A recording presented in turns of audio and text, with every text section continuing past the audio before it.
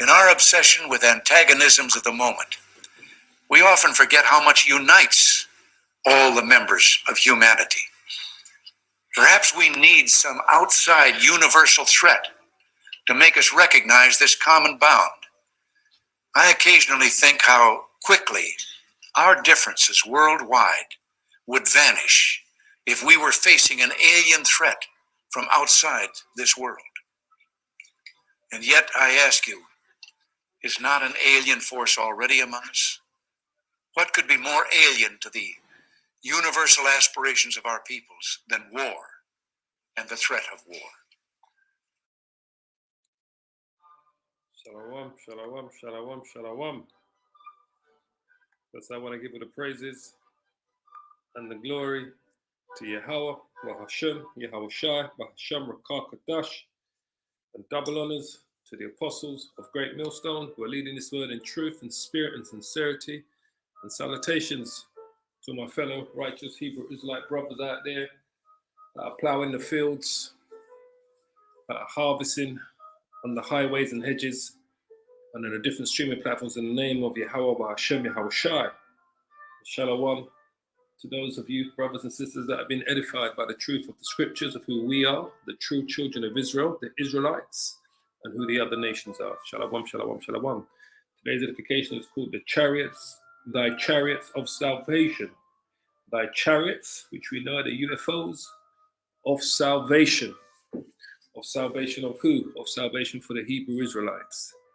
Now, I'm going to play this interview, and I'm going to go through it, that from one of these Fox News channels. But before I do that, I'm going to put up this copyrights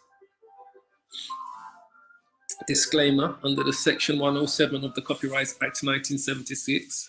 Copyrights disclaimer. Fair use for purposes such as criticism, comments, and news reporting teachings, which is what we do in the name of Yahweh Ba'ashem Yahweh Shai. So I'm going to go through this interview here. We're going to play some of it, and then we're going to stop it, and we're going to bring out some scriptures on the way. But I want you to listen to this interview that was recently taken. This was done a few days ago, this particular interview. All right, now this guy, you might have seen him before in other interviews, but I want to hear today's one. So this was done on the 24th of April, which was a few days ago. All right.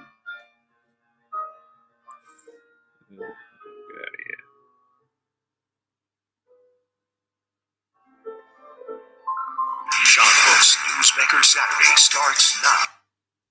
Joining us on Newsmaker Saturday. Do you believe we are being visited here on Earth? According to a Gallup poll, 4 in 10 Americans now think some UFOs that people have spotted have been alien spacecraft visiting Earth from other planets or galaxies. This is up from a third saying so 2 years ago. This number of believers has climbed because for the first time, the government is admitting this stuff and actually expressing concern over what they're seeing. Sightings of crafts that simply can't be explained by our current understanding of physics. Now, this presents 2 problems. Either our adversaries, namely China, have developed superior technology, or this stuff is otherworldly. Either way, the choices are, at the very least, troubling. Let's listen in to what Fox explored recently on this subject. There's a whole fleet of them. Look on the ASA. Military pilots have reported bizarre aircraft popping up around sensitive national security sites, and so have commercial pilots. We just had something go right over the top of us. Intelligence leaders in Congress like Senator Marco Rubio are growing increasingly concerned. We don't know who they are, don't know what it is. It isn't ours. But if there's a good thing. NASA Administrator Bill Nelson interviewed some of the military pilots who tracked them and then lost them. They followed it, and then suddenly it would move in a direction faster than anything that they had ever seen. The sightings picked up during the Obama administration. We can't explain how they moved, their trajectory. And then they picked up more through the Trump administration. movements that that are hard to replicate, that we don't have the technology for. And Trump's director of national intelligence suggested it's picked up more than the public's been told. There are a lot more sightings than have been made public. The Pentagon ordered the Navy to investigate, but as government leaders examined emerging classified intelligence, the Biden administration escalated the investigation by forming a new dedicated unit. While we don't know what they know, we do know they've been concerned this could be the work of an adversary like China or Russia.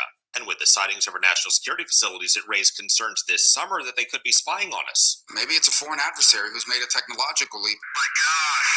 Sometimes we wonder whether or not our adversaries have technologies that are a little bit further down the road than we thought or that we realized. There's something there. We just don't know what it is. Do you think it could possibly be Russia or another foreign adversary? That's why we need to find out. Because if there is an adversary with that kind of technology, then we definitely need to be very, very careful. But over the past few weeks, lawmakers with access to intelligence have publicly moved away from that theory. Well, I don't believe they're coming from foreign adversaries, and frankly, China and Russia just aren't there. To something maybe out of this world. If for some reason these came from another system, if you will, another alien society, that would make me more fascinated, not fearful. Including NASA Administrator Nelson in this interview with the University of Virginia. Who am I to say that planet Earth is the only location of a life form that is civilized? Craig Patrick, Fox News. Do you believe what you just heard? I mean, that is strong language from politicians. Joining me now is Jeremy, subject for some 20 years. Jeremy, great to see you again. Good to see you again. Okay, we've got guys like Bill Nelson. So the question was, do you believe what you just heard? Well, we do. And we understand and we know what it is, what we saw, what we heard, and what they are. And we understand that mainstream media that continues to call these UFOs and UAPs, they keep going on talking about this thing being, aliens that are inside this. But we know that these are the angels of Yahweh Ba'Shem, Yahweh Shai, that are in these chariots, what they call UFOs and UAPs. Now, there's many prophets that have spoken about these chariots and their powers and their movements and how they move and what they can do and they can't do. All right? Now, Zechariah spoke about this in the book of Zechariah chapter 5 when he spoke about the flying roll. And I always say to you that a roll is the shape of a tic-tac because they called these chariots a tic-tac, right? And if we look at the shape of a tic-tac, that's what they refer to them as. They call them tic-tacs, right? And tic-tacs, so you can see, tic-tacs are like what we would call,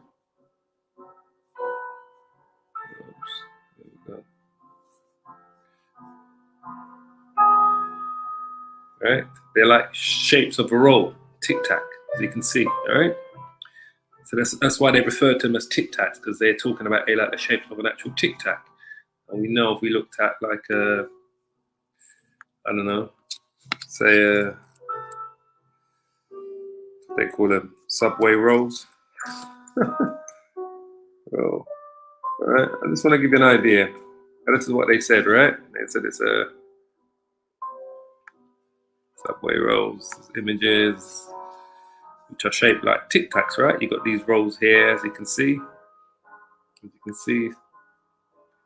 They're shaped like Tic Tacs. All right, the roll is shaped just like a Tic Tac, as you can see, right? Now, we know that Zechariah. We're going to go back to the interview. I just wanted to show you this before we listen to what he's going to say. Zechariah chapter 5. Oh, stop doing that. Zechariah chapter 5 spoke about the flying roll. All right, the prophet Zechariah. This is what he saw, right, in a vision. He says, "Then I turned and lifted up mine eyes and looked, and behold, a flying roll. a flying roll, right? That's the shape of a roll, right? Which is the shape of a tic tac. And this is what they're going to refer to what those UFOs, UAPs are, the chariots are. And this is what Zachariah saw, right?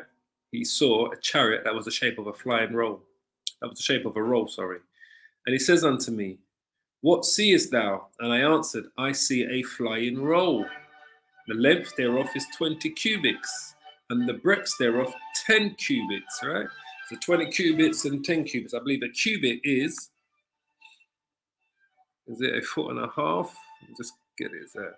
He said, I see a flying roll. I'm curious to see what it says here. Flying, the word flying, fly away, hover, to hover, fly away, to fly, light upon, to fly about, or to cause to fly, to brandish. Let's see what he says here for the word roll in the Hebrew, right? While we're here. We are going to go back to that interview because I wanted to see parts of the interview. Roll, all right? Book, a roll, writing. Okay, so it's like a scroll. So a scroll, like a book, a flying roll. So that's why he's saying that, right? So we looked at scroll, because books back then were considered scrolls. They didn't have such thing as actual books, but we know them as books today. An ancient book would be a scroll, as you can see. So he saw a flying roll, which is like a scroll. Can you see? And in a sense, you can see it's kind of shaped like a roll.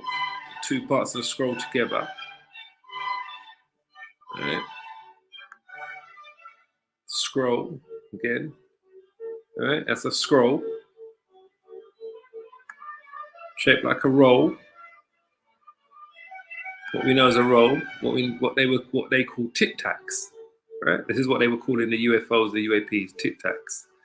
So he said he saw a flying scroll, flying roll, and the scrolls would normally have.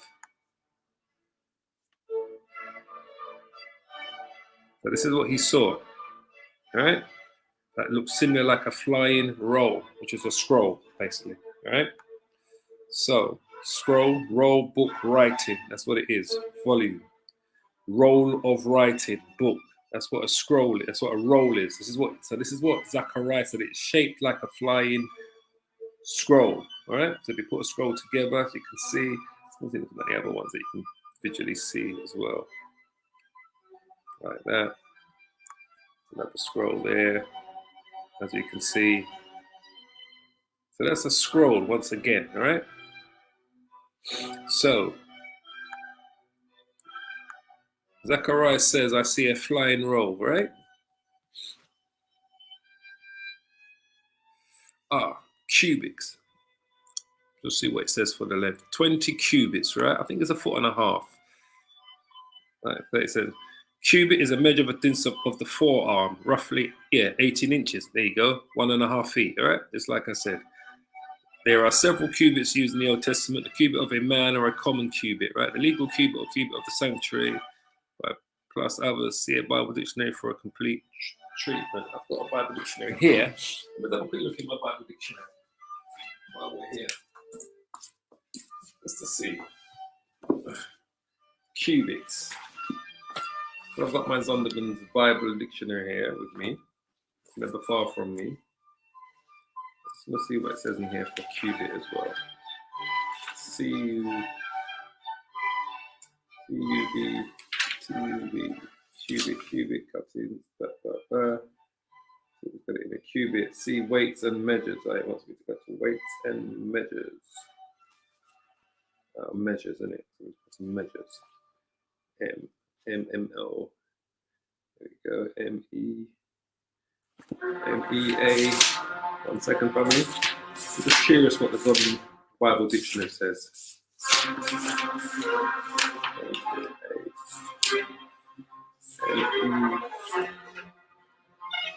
M-E.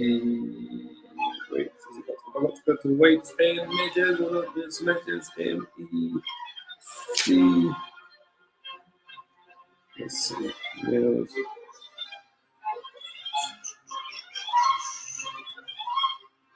Yes. So I've got to actually go to the word weights and measures. Okay, so maybe it's go to UVWX.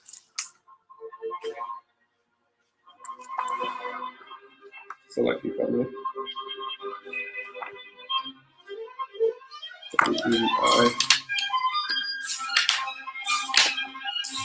Let's see what it says. Weights and measures. Okay, 2 spans. So it says the same thing here. Cubits, 2 spans of the forearm, inches, 18 inches. All right. So it basically says the same thing what we're seeing there. Weights and measures. What it says there in the blue letter. Just want to confirm what it says there. Anyway. So weights and measures. So this is what he said he saw, right? Before we go back to the interview. The length thereof is 20 cubits, right? And the breadth thereof 10 cubits. So 10 cubits would be roughly 10 times 10 feet, and that's about 15 feet. 20 is 30 feet, so 20 by 30 feet, all right? Then said he unto me, this is the curse that goes forth over the face of the whole earth, all right? Why is it considered a curse that goes forth over the whole earth? Because it's going to play 2 major parts in the day of judgment. One for salvation, and the other one is for the destruction. That's going to come upon the United States of America and many cities around the world and the nations. For everyone that stealeth shall be cut off as on this side according to it, and everyone that sweareth shall be cut off on that side according to it. I will bring it forth, says the Lord Yahweh of hosts, and it shall enter into the house of the thief. The house of the thief is where? Babylon the Great, the United States of America. Into the house of him that swears falsely by my name. That is the United States of America. That's the main house it's going to enter, because it's going to destroy America, these chariots, right? And it shall remain in the midst of his house, because it's going to totally destroy the United States of America, the Lord and the angels and the chariots, and shall consume it with the timber thereof and the stones thereof, all right?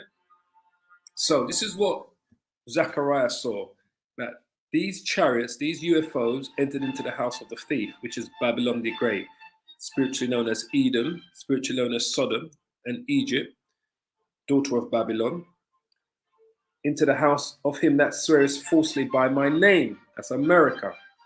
And it shall remain in the midst of his house and shall consume it, because it's going to totally destroy America, the chariots, right?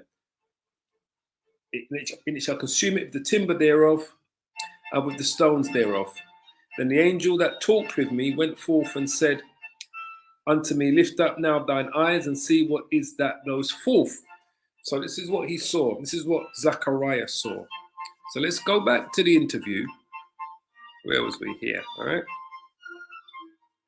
Let's go back to the interview. And then we've got Obama. We've got all kinds of people now saying, hey, we don't. Don't freeze on me. Is an unbelievable statement.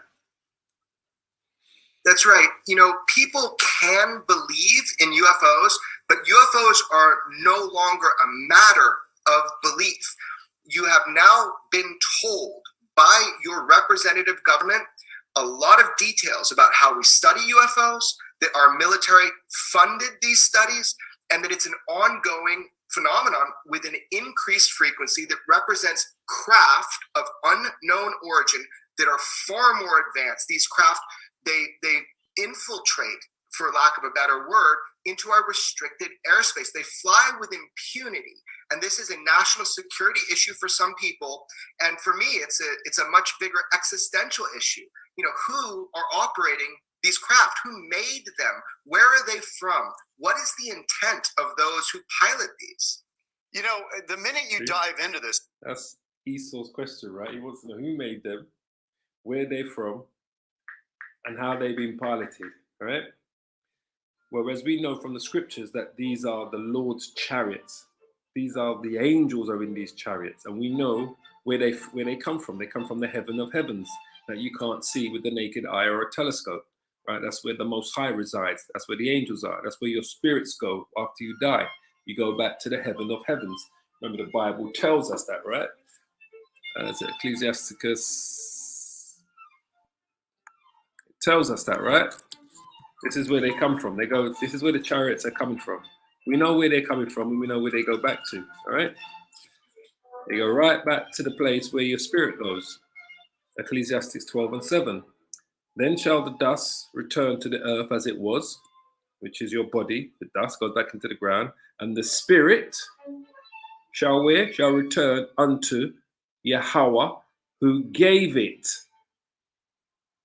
So those chariots are going back to the same place where your spirit goes, where you die, to the heaven of heavens, where the Most High sits on his thrones, where the angels sit in front of the Most High and they're praising him. Is it Revelations? Let's see. I'm just doing this in the spirit today. I've just been in the mood lately to do a lot of these edifications, just doing them in spirit. Now, this is where the angels, where is it? Revelations chapter 4.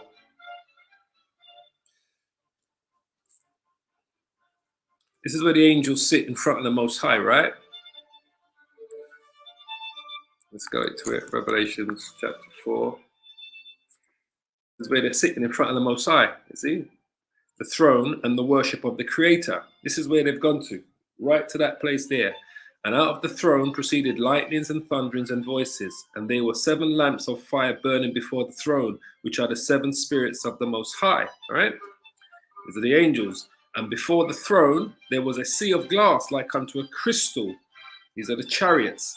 And in the midst of the throne, and round about the throne, were 4 beasts full of eyes before and behind. These beasts are the UFOs, are the chariots that the angels are in. All right?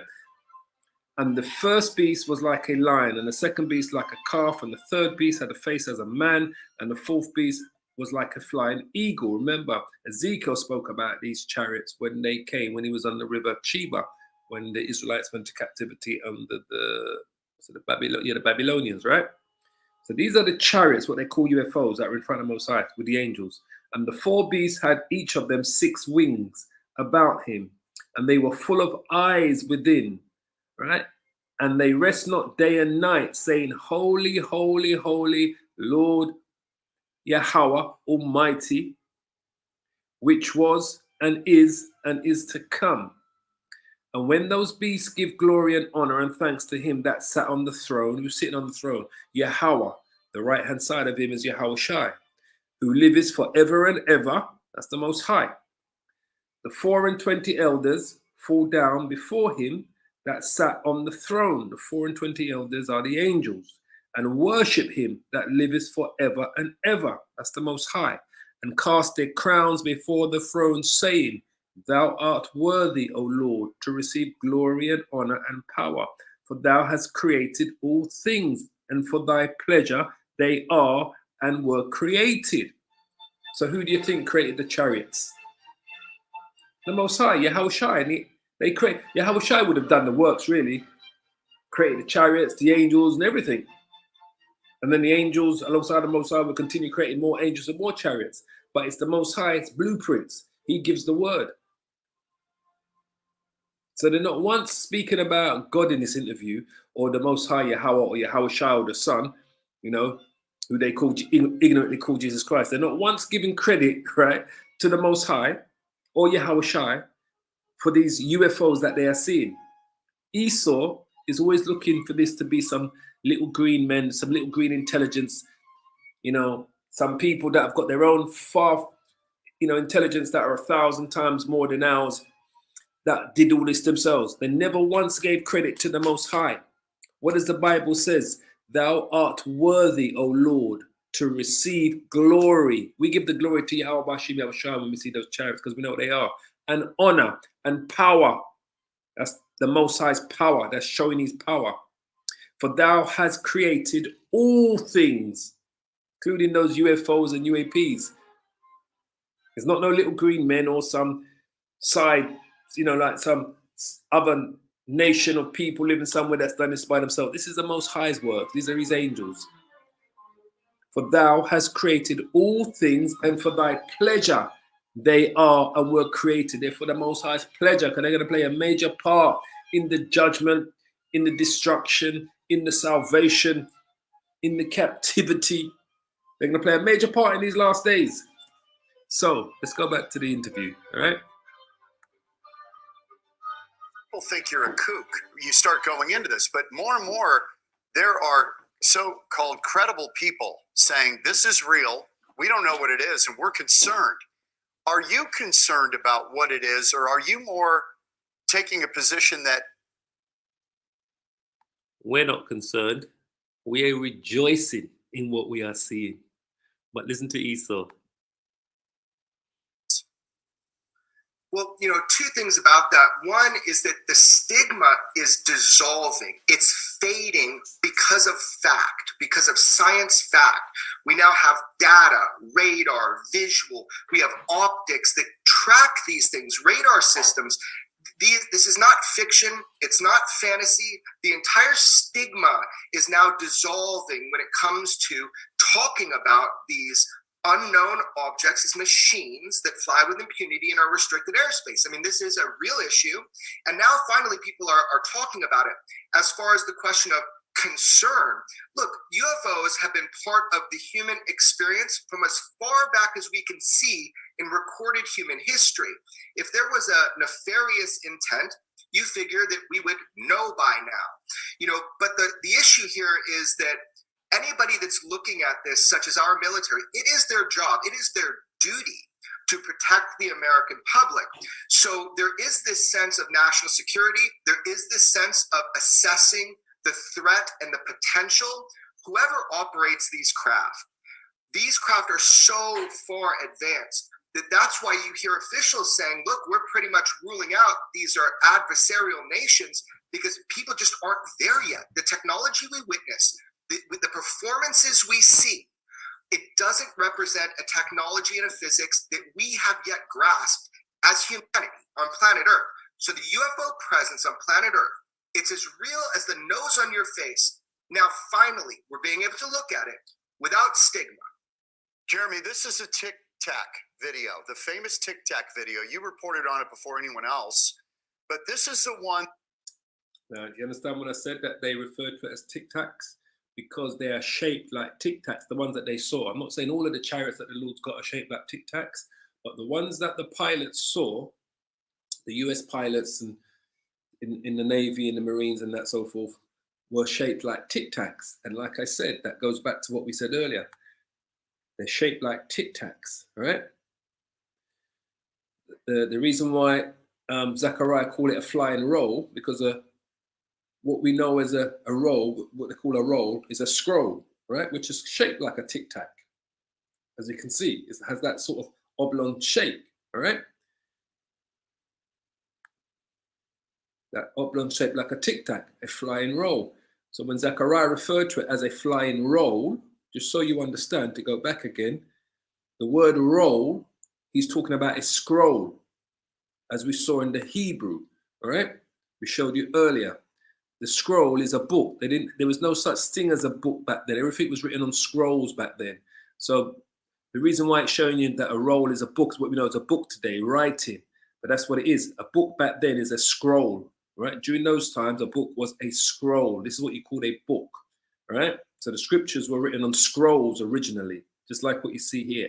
So what he saw was a flying scroll, which is shaped like a Tic Tac, as you can see.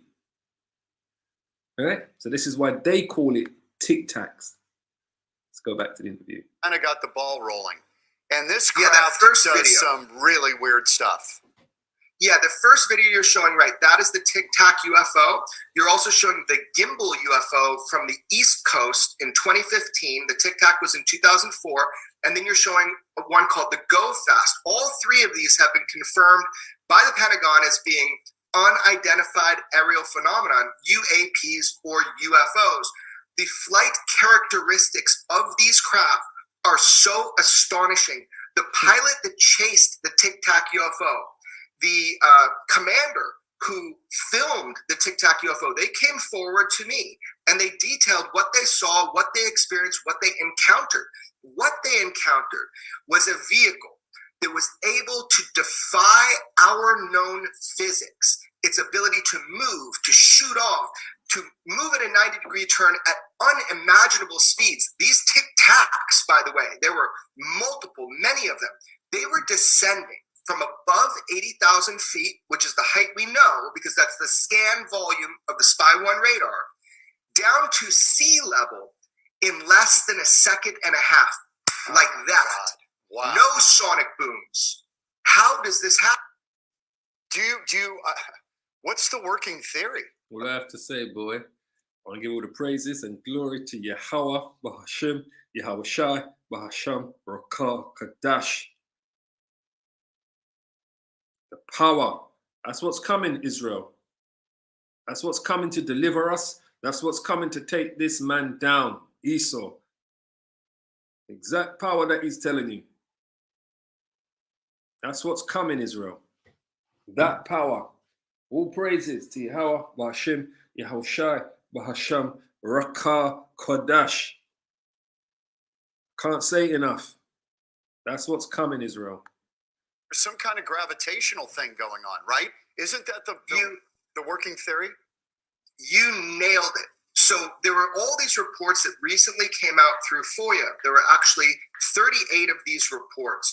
And 37 of those reports were about things like the propulsion system. It is theorized that these craft propel, for lack of a better word, through manipulating gravity. In fact, amplifying what they call gravity waves. So if this is true, if these craft are literally bending space and time through harnessing the mysterious force that we know as gravity, then we're talking about a technology that's not 100 years, it's not 1,000 years ahead of us. We're talking hundreds of thousands of years ahead of what we have here that we consider flight on Earth. Unbelievable. All right. Now, you've got this OSAP. So, I tell you, that's just the beauty of just listening to that, all right? He said, not 100 years ahead of us, not 1,000 years ahead of our technology. He said hundreds of thousands of years ahead of what anything we could have down here on planet Earth. I mean, who else could be responsible for that type of technology? Who else? But the Most High, Yahweh, and the Son, Yahweh Shai.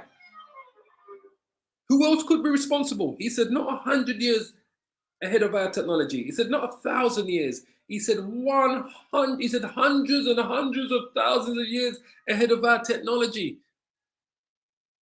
He said the craft dropped from 80,000 feet, which is as far as their satellite could scan, they said, to sea level in less than a second. It said it defied gravity. It said it took gravity and did what it wanted with it. He said it defied everything we know about gravity. So, what did Ezekiel say? Oh, man. Brother Ezekiel. Ezekiel said, right? Oops. Didn't want to go 36. Yeah, we're coming for you, boy. Look at that. I wasn't going there, but let's just quickly read that. Since the Spirit brought that up, I'm just going to read that. Therefore, prophesy and say. This is exactly what I am doing today. I'm prophesying, right, to the elect and to the heathens. Thus says the Lord power, Yahweh, because they have made you desolate, Israel, and swallowed you up on every side, that you might be a possession unto the residue of the heathen, and ye are taken up in the lips of talkers, and are the infamy of the people, famous for the wrong reasons. Therefore, ye mountains of Israel, hear the word of the Lord power, Yahweh. Thus says the Lord power, Yahweh, to the mountains and to the hills, which is symbolic of the governments, right? To the rivers and to the valleys, to the desolate wastes, and to the cities that are forsaken, which became a prey and a derision, to the residue of the heathen that are round about. Listen carefully, you heathens. Therefore, thus says the Lord God, Yahweh, surely in the fire of my jealousy have I spoken against the residue of the heathen, against all Idumea, which have appointed my land into their possession with the joy of all their heart, and with despiteful minds to cast it up for a prey. Prophesy, therefore, concerning the land of Israel, and say unto the mountains and to the river, to the hills, and to the rivers and to the valleys, is symbolic for the governments and the rulers around the world. When it says the mountains and the hills, it's not talking about go and prophesy to actual mountains and hills. It's just this metaphoric, symbolic for governments and rulers around the world, mountains and hills and principalities. Thus says the Lord God, Yahweh, behold, I have spoken in my jealousy and in my fury. And I said those chariots are going to be part of the Most High's fury, because you have borne the shame of the heathen. Therefore, thus says the Lord God, Yahweh, I have lifted up my hand. Surely the heathen that are round about you, they shall bear the shame. They're going to bear that shame. They're going to bear that shame. The Most High is sending these chariots for them to bear that shame. So, where was I going to? I was actually going to Ezekiel chapter 1. I said, since the Spirit brought me there, boy, let's just get it. So this was a vision of the four figures that Ezekiel had at the river Cheba, Ezekiel 1:1. Now it came to pass in the 13th year, in the 4th month, in the 5th day of the month, as I was among the captives, those were the Israelites that went to captivity by the river Cheba, right, under the Babylonians then, that the heavens were opened and I saw the visions of the Most High. The heavens opened to what? To show him the chariots. In the 5th day of the month, which was the 5th year of King Joachim's captivity, the word of the Lord, Yahweh, came expressly unto Ezekiel, the priest, the son of Buzai, in the land of the Chaldeans, by the river Cheba, and the hand of Yahweh was there upon me. And I looked, and behold, a whirlwind, a tic-tac, a UFO, a UAP, came out of the north, a great cloud and a fire unfolding itself, and the brightness was about it, and out of the midst thereof as the color of amber, and out of the midst of the fire. So I wanted to jump down to the movement of these chariots down here.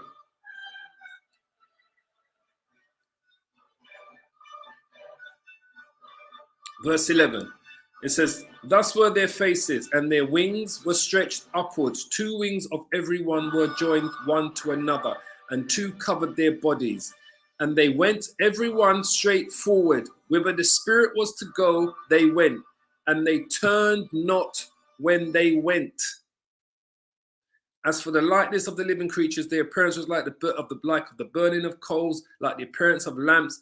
And it went up and down amongst the living creatures, and the fire was bright. That's the lights that are coming from the chariots.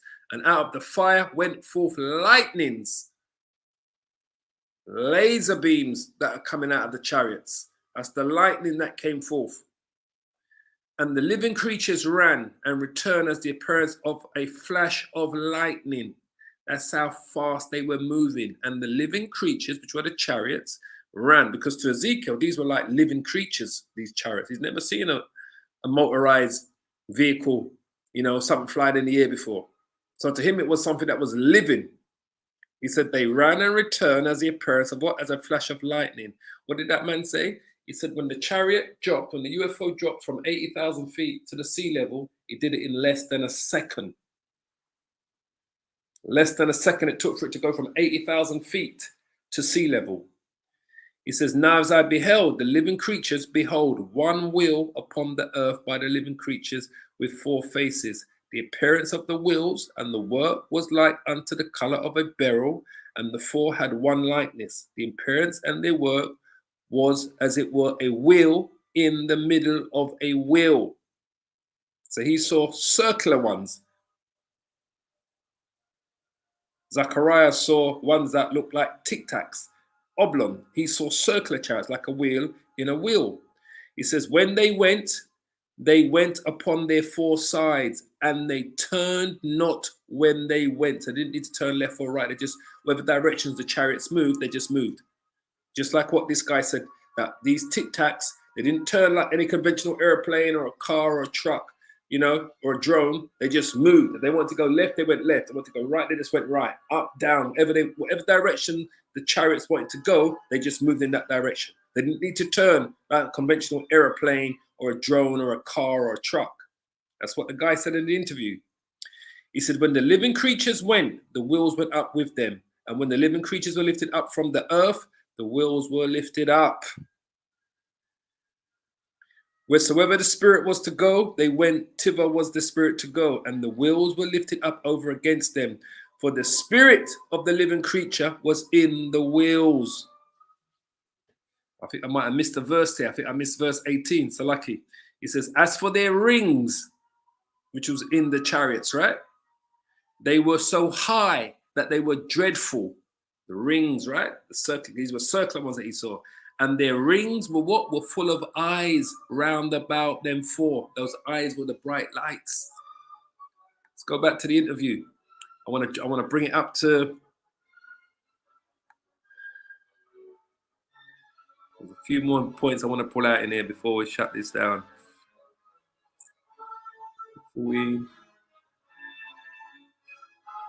Yeah. Okay. Artificial intelligence to help sort those encounters. So they are, if not as we are, as interested, but they might be even further along. And that is one of the fears of the United States, that Russia or China is further along in the studying of these materials. Oh my goodness. So we're in another arms race here.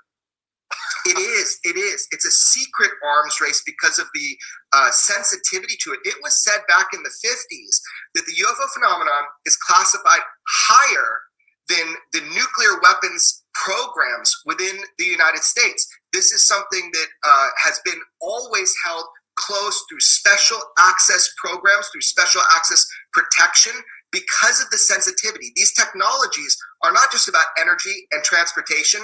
These technologies can be weaponized. Jeremy, one more thing before we let you go. The people who have come into contact with this stuff, you talked about that they are experiencing injuries from encounters with these anomalous vehicles. What are we talking about? What kinds of injuries are people or discomfort are they experiencing? Right. So these are highly documented by the OSAP program. There are all sorts of radiation damage on a cellular and DNA level to people. We're talking radiation burns, but there's more exotic types of harmful effects people have experienced from being in close proximity, as they say, to a UAP or to a UFO. So OSAP studied specifically, like boots on the ground studied 42 cases where they documented that humans suffered injuries from these alleged encounters with anomalous vehicles. So I will say, though, that this does not look like an overt hostility. Much more likely, there's some sort of interaction that is going on with the propulsion systems themselves. This does not seem like an act of war. It does not seem like a directed harmful experience in most of the cases. However, there are some that do convey that. So I think it's an interaction with the propulsion system. Yep, that's what they say, boy. Don't come too close. UFOs are real. The big question is, who operates them? How do they work? Where do they come from? And what's the intent? And I'm as eager as you to find out. It's exciting and uncharted territory. It's the greatest mystery we could ever report on. And there's so much more coming for you. There's so much more coming for you, right? Stuff. We're back in the second half of the program with Jeremy Corbell, UFO expert on Newsmaker Saturday.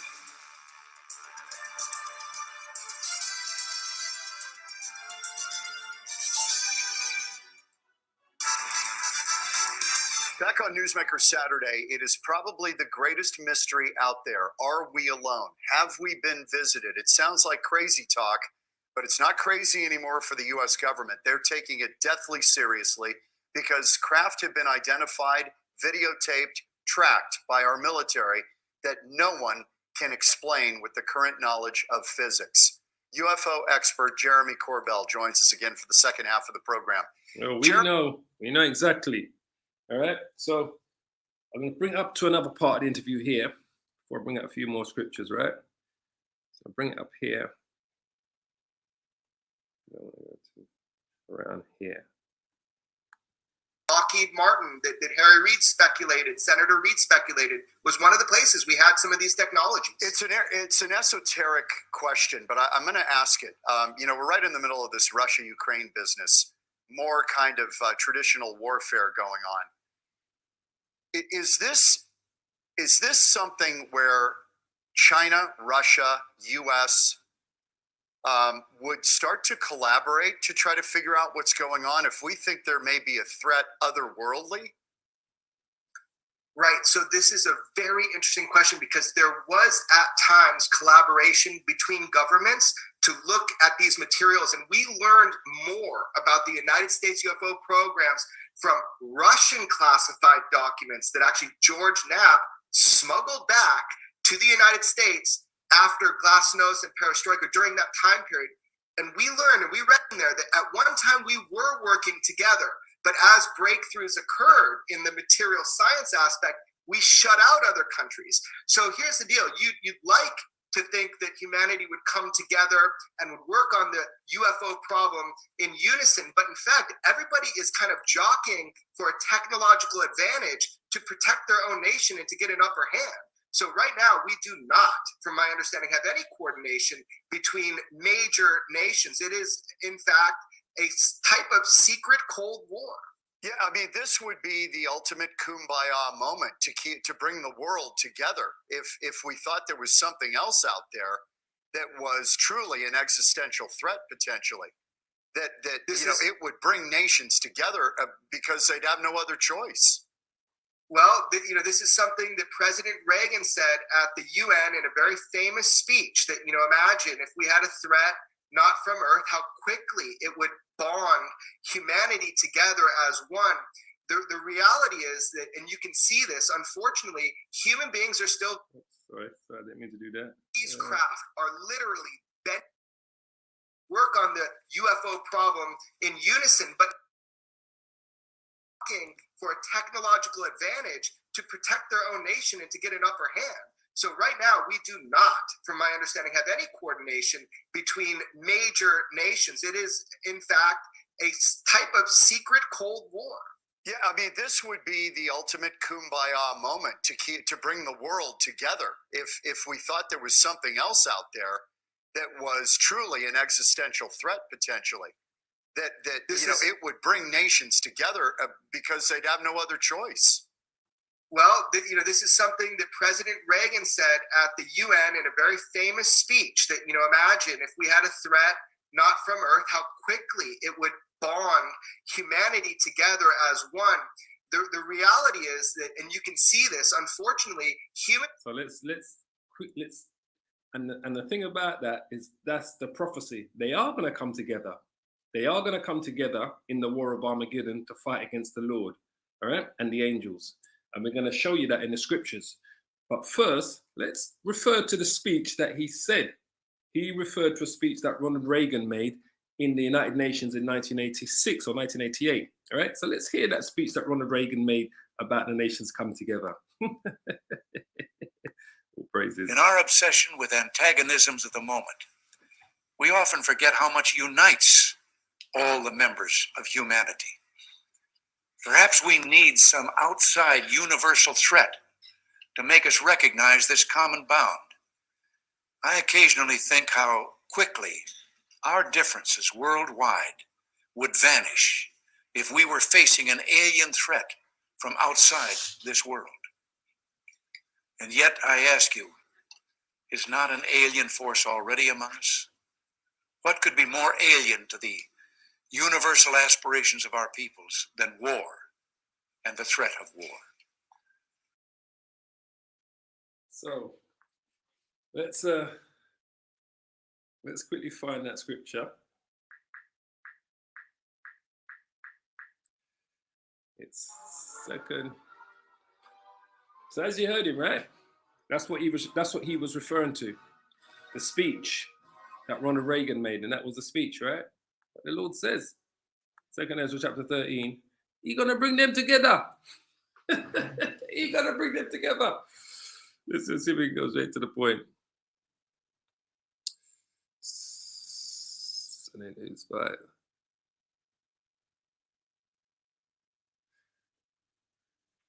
start here, right?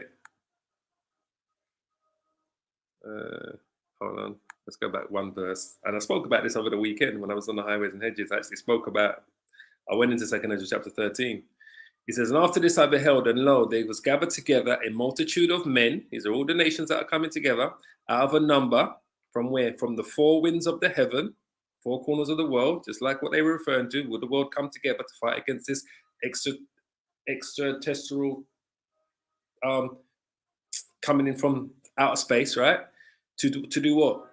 To subdue the man that came out of the sea. Who's the man that's coming out of the sea? That's Yahushua coming in his chariots with the angels. That man is the Lord himself. Salaki, one second.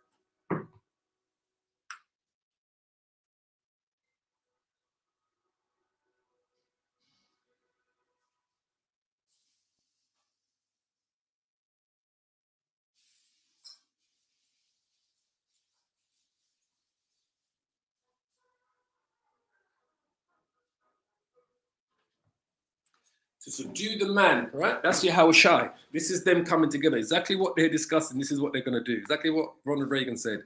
But I beheld, and lo, he had gorned himself a great mountain and flew up upon it. That great mountain is the chariot. That's what they saw. It seemed to them it was so big, like it was a mountain. And what Ezra saw in the vision that the angel gave to him when he came to him, right? When he was fasting out there.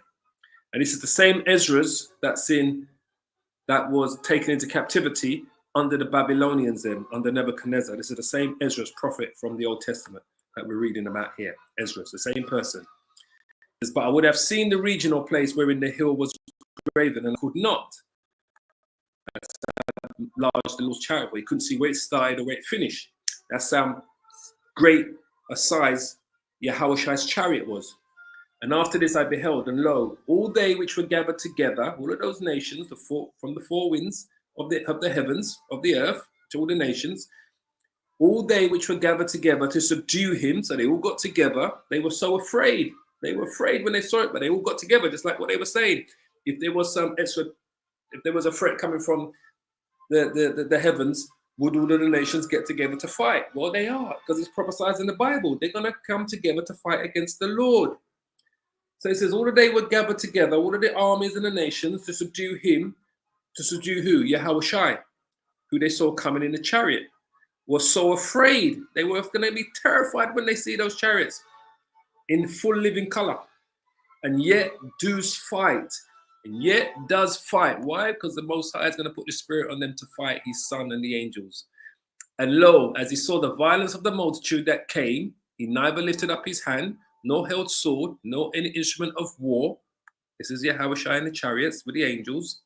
But only I saw that he sent out of his mouth, out of the chariot, as it had been a blast of fire, and out of his lips a flaming breath, and out of his tongue he cast out sparks and tempests. This is what's been fired. These are the laser beams that's coming out of the chariots, which they call UFOs. And they were all mixed together, the blast of fire, the flaming breath, the great tempest, and fell with violence upon the multitude which was prepared to fight. All of the nations that came together to fight against the Lord and the angels. And he what? And he burned them up, every one, so that upon a sudden of an innumerable multitude, nothing was to be perceived, but only dust and the smell of smoke. When I saw this, I was afraid, Ezra says. He was afraid when he saw the destruction of them. So, let's quickly go back. A few more minutes of this interview. Things are still very primitive. They're very primitive psychologically. We are very primitive from a technological standpoint. It's just been in the last 150 years that we've really advanced to any degree technologically. Before that, human beings were doing the same thing over and over and over. And I've said this time and time again, and you must have heard me say this before. All right? I've said this to you time and time again on these edifications that I've been doing for years now, all right? That we have exceeded in technology only in the last 150 years. Up until that point, up until about the 1850s, the mid-19th century, we was what they call horse and carriage. So we were horse and carriage for 15, roughly, I would say, probably 10,000, 12,000 years, horse and carriage. If we be conservative, we say 15,000 years, right? Horse and carriage. For 15,000 years, horse and carriage. From the creation, going all the way back to Noah. All the way back to Adam in the garden, horse and carriage. We didn't have that technology yet. In the last 150 years, we've gone from horse and carriage to where we are today. In the last 150 years. Why is that? The Lord said, right? The Lord says, let's see. Where are you? He says here, right? And I've always said this, boy, because we're in the end. We're at the end. He says, but thou, O Daniel, shut up the words, all right? And seal the book. That's the scriptures, because it wasn't ready to be prophesied what was happening in the end times yet, during the time of Daniel. Even to the time of the end, which is what we're in now. Many shall run to and fro, right? That's what's happening. This word has gone everywhere. And knowledge shall be increased. We're at the end. The Lord has gave us that knowledge in the last 150 years to go from horse and carriage to planes flying through the sky. You think about that. 12,000 years prior to that, horse and carriage. All of a sudden, mankind just became intelligent? No, because the Lord is getting us ready for the end. We are at the end of the end. It's as simple as that. He's got to prepare his adversary for when his son and the angels come. The kind of savage nature of humanity is that we are all looking for a leg up when it comes to combat and warfare. It has not brought us together other than through our curiosity. Well, you think of the leap from the Wright brothers to flying to the moon. It's an incredible thing in 65, 70 years. It's unbelievable. All right, Jeremy, do the U.S. Defense Department officials believe that these pose a hostile intent? And does anybody even speculate why they might be probing civilization on this planet that's really, if this stuff is real, that's really in the dark ages? What would be the point? Right. I mean, so first of all, the idea that we have to assess the level of threat to these unknowns, that's just a military perspective. That is a duty of our military. So absolutely, this is considered a national security threat because we don't know the intent, we don't know the capability, and we don't know the opportunity. So that's the kind of the triangle of defense that we're supposed to look at. So at this point, it is very fair to say that this is considered a national security threat. That doesn't mean that it is. However, UFOs have regularly displayed the ability to turn on or off our nuclear weapons. And this is something that is well documented and public information. There's a very famous case from Maelstrom Air Force Base where a saucer-type craft comes over the base and turns on and off the nuclear weapons. So the ability to show that overt act of power is something that is taken very seriously by our government and other governments in the world where this has happened. So that's the first aspect to what you asked, and I forgot the second. Yeah, okay, now this is as you heard him, they turn on and off their nuclear weapons. Why did these chariots play with the nuclear weapons? They're just testing their capabilities, because these guys cannot use those nukes until the Lord is ready. No nuclear bombs are going to be flying from the east to the west, from Russia to America, or America to Russia, to China, to Europe, or England, or France, until the Lord is ready. The angels in the chariots are just playing with these guys, just checking their systems. Boom, boom. Yep, we can turn them off, Lord. Yep, we can turn them on. We can turn them off. We can turn them off.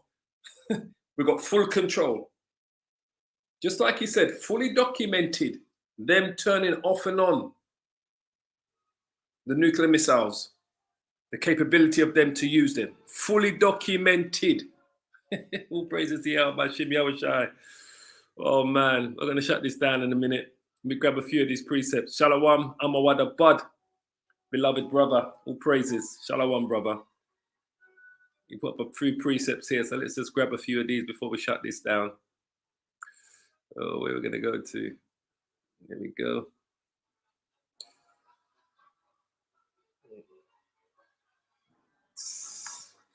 We can grab this one here. It's at 14, Exodus chapter 14, verse 19. And the angel of the Most High, Yahweh, which went before the camp of Israel, removed and went behind them. And the pillar of the cloud went from before their face and stood behind them. And it came to pass, and it came between the camp of the Egyptians and the camp of Israel. And it was a cloud and darkness to them. That cloud was a chariot. That chariot that was in that, the angel that was in that chariot was Yahweh himself. But it gave light by night to these, so that the one came not near the other all night. How is it giving light to them in the nighttime? Just like what Ezekiel said, right? What did Ezekiel say? Ezekiel said that it had rings. Where is brother Ezekiel? Where was we? Ezekiel said right here, Ezekiel, 1:18. And as for their rings, they were so high that they were dreadful, and their rings were full of eyes round about them. 4. Those eyes that was in the rings were the lights that was in the chariots. He said, he even mentioned the lights up here. He says, and as for the lightness of the living creatures, which was the chariots, their appearance was like a burning coals of fire and like the appearance of lamps. That's the lights. And it went up and down amongst the living creatures, and the fire was bright. That fire is the lights, the rings, the eyes that are in it. And out of the fire went forth lightning. The lightning is what? Is the laser beams. Don't ramp, man. Don't ramp there. This is all coming together. This is all coming together. So when it goes back here, and it says, and it was a cloud of, and it was a cloud and darkness to them, but it gave light by night to these, so that one came not near the other all night. Those were the lights, the bright lights. And Moses stretched out his hand over the sea, and the Lord caused the sea to go back by a strong east wind all that night, and made the sea dry land, and the waters were divided.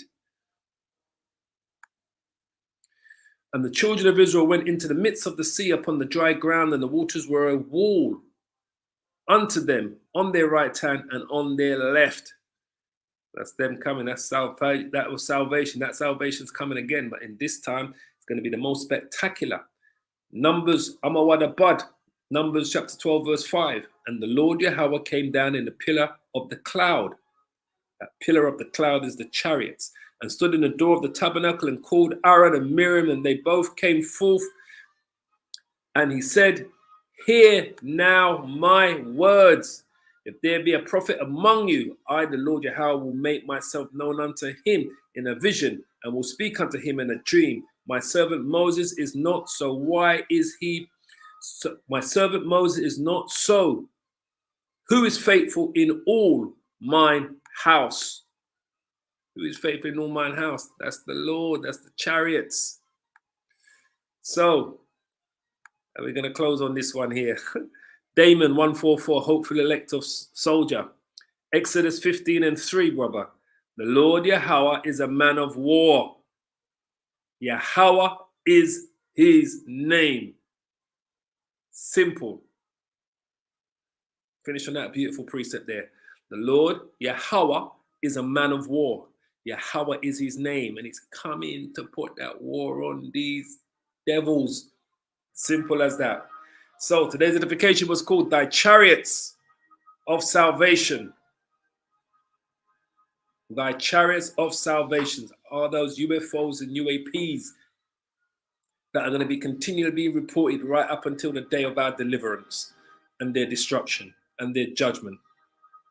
And then they're going to be a regular event, because they're going to be here forever amongst us. Once the Lord comes to gather the 144,000 and the 1/3, the mixed multitude that are scattered in the four corners of the world, to destroy Babylon the Great, to take down all of the nations, then they're going to just be irregular. We're going to have chariots. They're going to be here. They're going to see them every day. And they're going to be a terror to the heathens. But they're going to see them. Just like how they see airplanes flying through the skies, they're going to see chariots flying through the skies on a regular basis once the Lord and the angels come to deliver the elect and to take down the nations and to rule the earth. Thy kingdom come on earth as it is in heaven. So on that note, I pray you are edified by today's edification. Thy chariots of salvation, Yasharallah. Shalom, shalom, shalom. And as always, we give all the praises and the glory to Yahweh, Bahashim, Yahweh Shai, Bahasham, Rakah Kadash. Double honors to the apostles of Great Millstone, who are leading this word in truth and spirit and sincerity. And Salutations to my fellow Hebrew Israelite brothers out there who are plowing the fields, and to the sisters who have been edified by this truth. Keep praying, keep safe, and hold on to this truth. Simple as. Don't let them take away what we got, family. Yeah, all praises. Shalom, shalom, shalom. All praises, family.